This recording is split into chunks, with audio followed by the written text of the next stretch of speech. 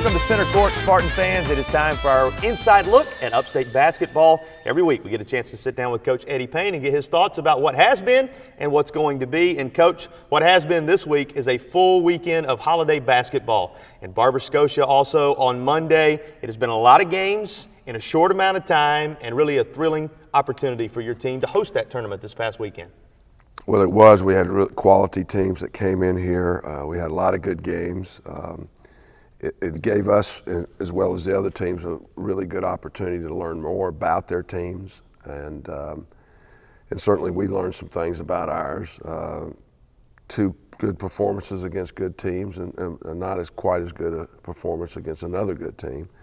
So we won two and lost one. So we're always kind of the residue of the last one hangs over you a little bit. But having said that, all in all, the total experience for not just this team but our program was a very positive one. It's time to take a look back at the highlights from that Thanksgiving weekend tournament, as well as the game against Barber Scotia. Enjoy.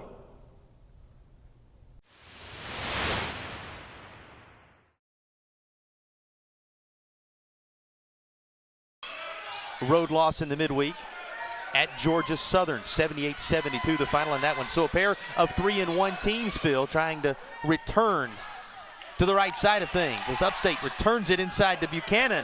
Shunquez Stevens is there with the tip. 40 minutes. Important in a holiday classic like this, that environment that you talked about trying to create. You saw Green fire that up. 2 on the shot clock when he did. Goodwin with a takeaway, and he's going to finish on the other end by laying it off the glass. The Spartans even things at 8 apiece. We spotlighted him in the outset of our broadcast. May have been impressive on so many fronts as Green tries to answer. Cuthbertson for 3 on the other end. It goes down. And this is a team to assist Draper's basket. And Diaz ends up with credit, of course, for the bucket. But that's the reversal of what we saw the last time down the floor. The last effective time down the floor for FIU. Speaking of an effective time down the floor, does make contact with the rim, but Upstate comes away with the rebound. Miller loses it for a moment. Goodwin there to rescue him. Here's Blessing for 3. On target, 28-22. Player very, very headstrong to not pick it up on the defensive end. You just got to be careful when he drives not to get an offensive foul. Nice dish. Buchanan in there for the finish. You called a couple more before they work their way into the bonus, and the 1-and-1 is missed on the front end, so it remains a 44-32 game. And there's another of those opportunities for the Panthers that have not materialized, and Miller then makes them pay for it on the other end. Jamming it home is Fred Miller. The shooting percentage that you were just detailing, Phil, here the rest of the way thus far. Here's Miller slicing through, gets a little touch on the foul, and so he'll get a chance for the and-one opportunity as the Spartans reach the 50-point threshold, now cross it to 52 and have a chance to build on the lead further. Boy, Eddie Payne telling his team not to begin to burn any clock yet. 14-point lead, 6.5. Here at home earlier in the season is standing by to check in. Miller with a chance to jam home his second dunk of the day. And number 32, the senior, makes it count. Fred Miller stretching things out. It's now 68-51 Spartans. Here's another look at Fred Miller flying high on his latest dunk.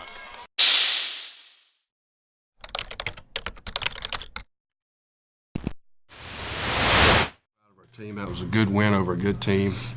We responded well. We didn't play particularly well in the first half. They were doing some things that we hadn't seen before defensively. We made some nice adjustments in the second half, and then we just played better in the second half. They were a plus 14 in the first half on the glass, so we were a plus 12 in the second half on the glass. And then, of course, Ty and Fred had great games.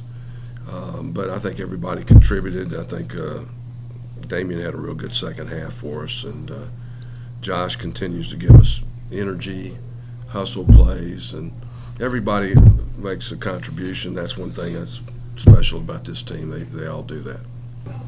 And when the floor is spread, Fred does a nice job of finding people, pushing the ball. He had 6 assists. We had 18 to 9 assist turnovers tonight. So, but rebounding and getting transition buckets really fueled us, gave us energy, and then we started rebounding the ball even better. Just kind of fed off itself. But everybody had. Fred did have a good moment there early when we pushed that. We reversed the fortunes pretty quickly from halftime.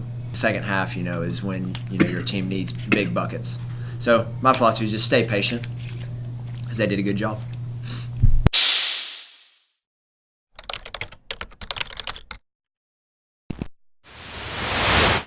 Receives the pass. They want to get him involved right away, and he gives Upstate a lead. Wants to. Miller there, anticipating, intercepting, and then finishing on the other end. On the pitch.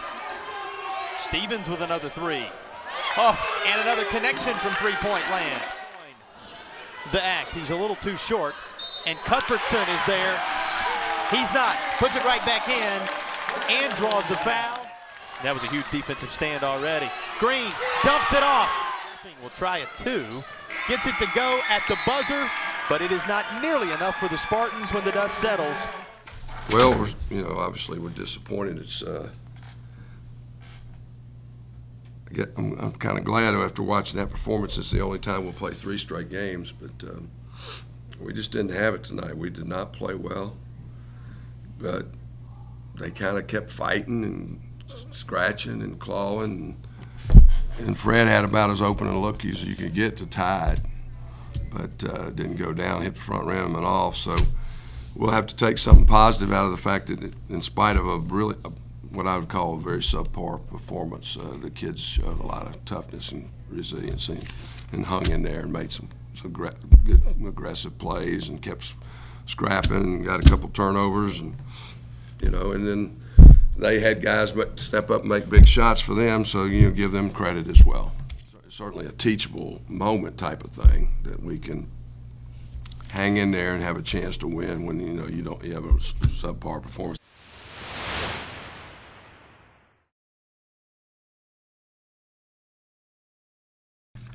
Was that a 3 you made?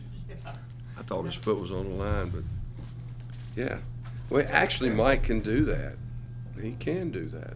It gave us a chance to hopefully develop some depth because there'll come a time 1 or 2 of those guys got to kind of step forward and play a role in a big game, and they got to get on the floor sometime. And that tonight was a great opportunity for that to happen. And had some pretty good performances.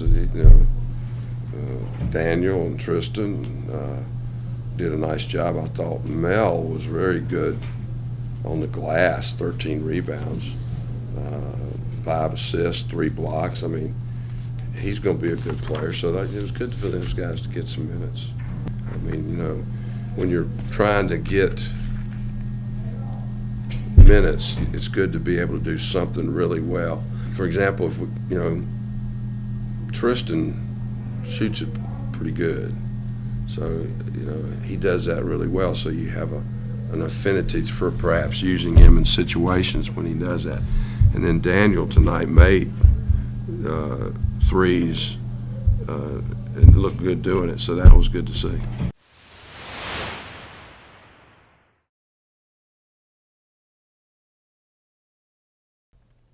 Coach, the Florida International Panthers, the Wright State Raiders, as well as the Cal State Fullerton Titans. 3 teams in here over Thanksgiving weekend that a lot of folks probably didn't know very much about. What impressions were you left with after watching those 3 teams play? Well, they were essentially bigger and more athletic than our team was. Maybe Wright State was more the same size as we are, but they played a small lineup and spread us out. But FIU and Fullerton, quick athletic teams, but our matchup zone caused them problems, I thought. We played good basketball in those first 2 games, really shared the ball well, moved the ball well. Fred Miller and Ty had 2 exceptionally good games to start the tournament off. And then the other players filled in admirably in a lot of ways. Josh Cuthbertson gave us some great energy off the bench, which he's been doing, and he continues to do that. Jake Schulte, good quality minutes off the bench. Damian Goodwin had some very good moments as well. So, all in all, it's a an opportunity for other players to continue to solidify their roles on the team. When the final day of the Thanksgiving weekend tournament arrived, the Spartanburg Marriott Upstate Classic, as it was certainly known, you were the only team left standing without a loss. Of course, that changed down the stretch, but you were in that game. With a look at a three, a couple of times you had a look to try and even things right down the stretch. You had to be pleased with the way your team started it, and do you think it was a factor, the 3 games in 3 days that everybody had to play? Well, I think that contributed to it. There's some other things that contributed to a frustration that we experienced, particularly early in the second half. Ty had some frustrations. He's never gone a high school or a college game where he didn't score a field goal. He had good looks. It didn't make them. I think he experienced a little frustration. Fred had some frustration. We took a timeout early, and I thought we'd lost our focus. We started trying to basically slap them out of it a little bit, and gradually we got it back, and we got to a more focused, competitive mindset, and then had a chance, at the end. But we lost our focus for about 10 minutes, I thought. Going back to the peak moment in the tournament for you, Ty Green and Fred Miller, who you mentioned, they set career highs in your game against Cal State Fullerton. That was against a team that came in with some pretty good momentum, and that game, maybe your best played game in the tournament. Yeah, well, it was for those two guys, certainly. And, our seniors are really playing well. And, when your backcourt plays well, your perimeter plays well, you're going to be fairly competitive, and that's what's pretty much been taking place this year so far. So, real proud of those guys, and then they're beginning to not just play well, but become accustomed to their role from a leadership perspective, and assert themselves a little bit more in that regard. So I think that's a real positive sign too. We'll talk a little more about those seniors and what's ahead for this team as a whole in just a bit. But right now, it's time to get to know one of those seniors a little better as Mario Blessing joins us for our Get to Know Your Spartans segment. Hey y'all, it's me, Mario. Can't even say this. Hey y'all, it's me, Mario, number 31 and point guard for you Upstate Spartans. My favorite German food is probably Kässpätzle. Kässpätzle is some kind of pasta that is only served in southern Germany, just covered with cheese and bacon, and it's really simple but really good, and my parents make the best. My favorite American food would probably be steak. You can eat steak everywhere in the world, but I would say it's mainly being eaten in America, and I like it a lot. I like steak. I like my steak medium rare, and I like to eat it at restaurants a lot. But out of those two, I would say Kässpätzle is my favorite food, and it's probably my favorite food overall. My favorite European country to visit is definitely Italy. Italy is probably my favorite country just to go to. When I was younger, I was always imagining myself living in Italy when I would grow up. I just love the flair in Italy. I love the people there, and we went there on vacation pretty much every year, every summer for an extended period of time, and it's a great country, and I love going there. I don't dislike the beach. I like going to the beach as well, but the mountains are just something that fascinate me. And I like going to the mountains. I like hiking in the mountains. I like just being in the mountains and having a great view. The people that have most influenced my life are probably both my parents, my mom and my dad. I couldn't really choose one of them. It's just both of them have had a lot of influence on me, and obviously have raised me, and I've learned a lot from them.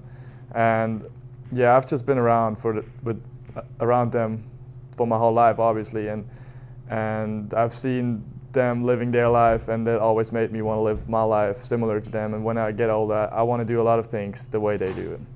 If I could choose one player to start a franchise with, I would probably choose Steph Curry at the moment. He's incredible, playing incredible basketball. Just watching him is so much fun, and he's incredibly talented and just putting up a show at the moment, and I would definitely want him on my team. If I had to choose between making the game-winning shot or making the pass for the game winner, I would probably make the pass for the game winner, just because that's kind of the type of player I am. But at the end, it counts that we make the game-winning shot and win the game, so it doesn't really matter. I have a lot of really good memories at Upstate the last 3.5 years so far. A lot of good, funny memories with my teammates and with all the people I've met so far. But if I had to choose one memory that's my favorite, I would probably say the game against Kent State we played my freshman year. Just because it was amazing to see all the students coming out and support us that game, and it was a great atmosphere, and it was so much fun to play that game with my teammates, and we played an incredible game, and it was just a great experience, and it was probably my favorite memory that I have from the last 3.5 years here. If I could cast anybody to play me in a movie about my life, maybe I would cast Rob Pattinson, because I've been told I look a little bit like him. But quite honestly, I would probably cast Steve Carell, because he's my favorite actor. He's hilarious, and he's doing a really good job in all of his movies, so that would probably be my first choice. The biggest difference between Germany and the US is not what a lot of people ask me, that we are driving on the other side of the road. We don't. We drive on the same side, and our steering wheels are on the same side. But if I had to pick a difference that is the biggest one, I would maybe say that you see a lot more bicycles in Germany and a lot more people walking around, and you don't really see that too much here. But other than that, I don't think it's too much of a difference between Germany and the US. Hey y'all. People know you and they get to know you on a personal level, and they know your abilities. And this is really a place where I have seen, and I mean this is a place where I've seen students come here and really try to figure out who it is that they are. Is this what I want to do for the rest of my life? And I think every college kid goes through that. But being here at Upstate, being a part of so many different programs, I know what my purpose is. And I can say that with confidence. You don't get lost in the crowd at Upstate. USC Upstate is a place where people can discover themselves. And welcome back to Center Court, as it's time to take a look inside the women's basketball program. Head coach Tammy George is alongside. And coach, one thing we'll go ahead and start off with here as we look back at the games against Brevard. We'll talk about that opponent in a moment, but also the game on the road at Alabama. One thing becomes clear: the Hodge Center has been very kind to you this year. Yeah, obviously home court advantage, you got to love that, and our kids really like playing here, and the crowd gets into it. So we're happy to be here. We'd love to have more games here. We have to balance out our schedule, but we've played well at home. Before we talk about the specifics of the Brevard game, it must have been special for you to be able to play them for the first time in really the history of these two schools that they've met, but you were there 10 years ago and came here to Upstate from Brevard. Yeah, it was kind of weird actually playing against them, but I had a great time my 2 years there at Brevard, and obviously gave me the opportunity to be here, and I wish them nothing but great success. Well, the Brevard game worked out very well for you. A 5-point lead at the half, then you pull away down the stretch. It's another game in which you have multiple players in double figures. What has impressed you about the way your team has come together in the early part of the season? Well, I think the biggest thing is, I don't think we're clicking on all cylinders yet. We're finding ways to win. Obviously, 2 of those have been at home, but we're just not really playing our best yet. I didn't feel like we played very good the first half, but we turned it around the second half and really came back and turned it on a little bit. But I just think the biggest thing is, again, the balanced scoring is definitely a good thing for us. We got so many people that could step up for us night in, night out. So that's a good thing. But I still don't think we're where we want to be. Obviously, we're a work in progress, and we're still trying to get better each day. But, again, we're finding ways to win. A big day for Raven Jefferson here in that game. And talk about individuals on your team, Coach. I know a lot of different roles for people who maybe were here last year, but certainly some new faces that are becoming big-time contributors for you. Yeah, I mean, we just, we've had some injuries that have forced some people to move over and play different spots. We've played Shelby some at the 5, and we've, Ravens, coming on. I mean, we just had so many versatile players that they can play so many multiple spots, and it's just nice to see so many different people contributing this early in the year. And again, I think when we get to where we're all clicking on the same cylinder, we could be a scary team. While they're all competitors, and I know they want as many minutes personally on the floor as they can get, they seem to be really in there rooting for, pulling for one another, and that speaks to the chemistry of this team. Yeah, I think that's a good thing. You can't help but pull for your teammates when they're doing well, and that's something we talk about every day. Is it may not be your night, but you still got to contribute some way, and you can contribute by cheering and being a good teammate. So, but it's good. I think this team is very close, and they're really bonding, and they really want to see each other do well. Being a basketball coach, maybe you don't see the world quite the same way everyone else does. They're all looking at all the positive things that can happen so far, and you're sitting there going, here are the 1 or 2 or 3 things we really need to tighten up. What's on that list for you that you've been working with your team on? I think the last 2 games we got to be a little bit more patient offensively. We're taking some quick shots.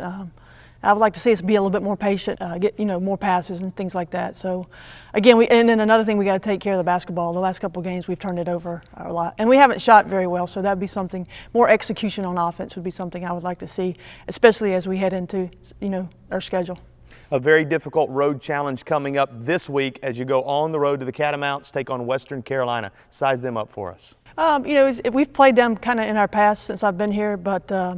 It'd be a good, kind of a rivalry that we've had with them. They're a close team. We recruit against them, those kind of things. So I think it'll be good, good to have them back on our schedule and play them again.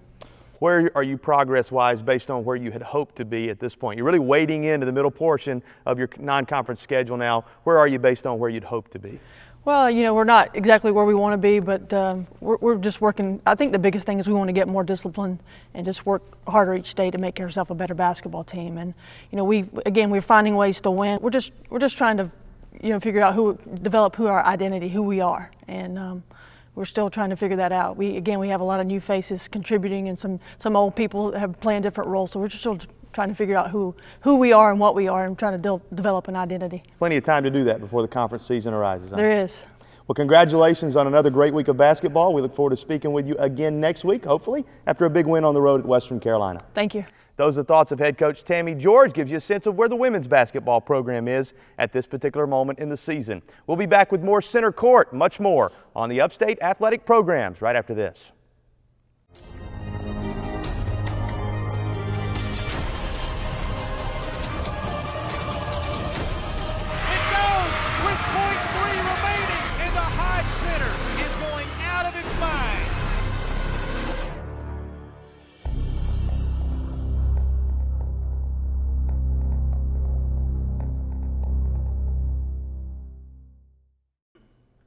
Welcome back to Center Court. Our Inside the Game segment with Coach Payne breaks down a play from the early portion of the second half in the Thanksgiving weekend tournament against Cal State Fullerton. Coach, this was a big play for you. It was a momentum play.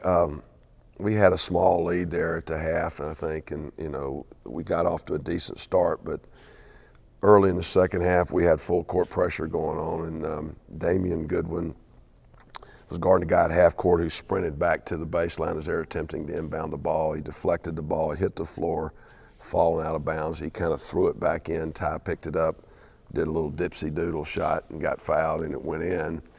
And that was a real momentum play. You could just feel the energy of the excitement of the team go up a notch. And from that point on, we kind of began to stretch it out. And that was a big play of the game, I thought. Certainly gave your team a lift. And speaking of giving your team a lift, this crowd did that across the course of this tournament. It had to be something to be able to play it here in the Hodge Center and have this crowd behind you. Really seemed to make a difference when the games were close. It does. Generally speaking, it does always work like that. What's encouraging is that our fans seem to be more involved with this team. Basketball, you can participate, you can affect what happens a lot in basketball with the crowd. So we're hoping that will continue. Get the students back from break and experience this environment as we all have before and know it can be. Let's take a look at the health of your team, Coach, on the Spartanburg Regional Sports Medicine Injury Report. We know Shun Quez was a little banged up after the tournament weekend. Anybody else we need to keep an eye on with regard to their health? No, I think everybody's gotten rejuvenated in terms of 3 games in 3 days, but we don't really have any injury issues that are new. We'll continue with Coach Payne in just a moment, look ahead at the games that are coming this week. But first, trip around campus to let you understand what some of the favorite holiday movies for those here at USC Upstate would be. I'm Alex Love here for Center Court, and we are in the campus's sub-connection, and I'm here with my new friend Ross. Ross, how you doing today? I'm doing all right, thank you. Great. So with Christmas coming up and Thanksgiving just passing by, we were on campus, and we want to ask people what's their favorite holiday movie this time of year, and why would that be? I would have to say Home Alone 2. I just find that hilarious. It's probably the funniest Christmas movie I've ever seen. I would say my favorite movie is the Home Alone series. I just love to see how he basically beats up everybody. It's really funny. I'd have to say Rudolph the Red-Nosed Reindeer. You know, just a lot of history behind that. A lot of family time. You know, good memories. If I had to say, it'd be The Grinch. My favorite Christmas movie is A Year Without Santa Claus. I would say Nestor the Long-Eared Donkey, and that's because it's completely out of the ordinary. I'd probably have to say A Christmas Carol. I like watching it with my little siblings, and sometimes they forget what it's like to be thankful for things, and I feel that movie really kind of helps teach them what to be thankful for around this time of the year. Santa Claus is Coming to Town, the old claymation movie. It'd have to be A White Christmas because I just like the classic movies and the music that goes with it. A White Christmas. I'm Alex Love reporting for Center Court. All right, Coach, coming up this week, North Carolina A&T here in the Hodge Center, and then on the road at Georgia Tech. One team you've seen before, one team out of the ACC that you'll be getting a look at for the first time. Yeah, A&T returns the game we scheduled a home and home in the same year, so they're coming back. And since we played them early, they've gotten better. Most significantly, they lost a 4-point game at St. Louis, and if you follow basketball, you know how good St. Louis has been over the past few years. So obviously they've improved, and it'll be a big game. Obviously every game's big, but we need to win that basketball game playing here at the home. And then we go to Georgia Tech, big, strong, athletic front line. Rebounding will be a big key. They had a good win over the weekend over a good Rhode Island team. They lost a close game to Marquette, 2-point game. So they are a very capable team, and certainly we'll have to play as good as we can play to win. But you know, that starts us into a stretch of some difficult games with Memphis and Mississippi State and Maryland. So, but before we get to those guys, we got exams. So we're worried about these next 2 games and exams. You've played well when you've stepped up just a bit. The win in Virginia Tech comes to mind. The win on the road against South Carolina for the first time last year comes to mind. These guys on this team, most of them there for those 2 games, and it speaks to the way your team really raises the level of their competition when they go in those kind of environments. Well, the biggest part of it is they have a belief that they can compete with them, and I think we will. I think the key thing will be, can we handle ourselves on the glass with these teams, these bigger, stronger teams. So that will be the key determining factor. But as far as how we play and compete, I'm confident that our guys will do that. You've seen your team certainly a lot here over the last several days. Is there anything else besides rebounding, which you just highlighted a moment ago, that you really tried to work on going into this upcoming stretch? Well, we hadn't really had a lot of time to work on anything. I mean, you know, you're playing 3 games in 3 days. You can't get on the floor of practice. Then we actually play 4 games in 5 days, and then we have to take a day off. And so we hadn't had a chance to work. We'll have 1 day to prepare for A&T, and then we'll have 1 day to prepare for Georgia Tech. So the things that we'll be able to actually put in time in practice on to get better, that won't occur until over the exams, and we still haven't seen the exam schedule, how that's going to work out yet. So it's going to be a little bit of a challenge to get the opportunity to get repetitions on things we need to get better at. We show film, we talk about it, but physically we hadn't been able to work on it because of the repetition and the frequency of the games. And help the fans understand, in-game adjustments much more difficult than being able to focus on those type things at practice. Yeah, I mean, you know, it's one thing to talk about it and to understand it as a player. It's quite another thing to get a few reps at it so you get familiar with it. We had a play late in the game against Wright State where we made a slight adjustment to an out-of-bounds play in the huddle, but we never practiced it. So I was going to get smart and do something, you know, that hopefully would yield a shot. We didn't execute it properly. One player went the wrong way. He zigged when he should have zagged, you know, but we ended up getting a shot. But that's an example of what I'm talking about. Players need a little bit of reps in order to fully grasp what it is you're trying to accomplish. Eddie Payne's Upstate Spartans continuing a brutal stretch of consistent games, trying to work their way toward the conference season with further improvement on the basketball floor. You'll want to keep up with them at upstatespartans.com and everything surrounding this program moving forward. Thanks for your time, Coach. All the best this coming week. Thank you, Jason. And now we turn our attention to our social media play of the week, and it's time for you to decide who will survive and advance into our next edition of Center Court. Will it be Raven Jefferson once again? Or how about this dunk you're about to witness from Fred Miller? Simply tweet CC Top Play by either using the word Raven or Fred to @Upstate Spartans to determine which of these two survives and advances. That concludes our look at a holiday weekend of men's and women's basketball. Much more to come as these teams wade their way into the middle portion of the non-conference schedule. And you can keep up with all of it right here on Center Court, Upstate Basketball Insider. We'll see you next week.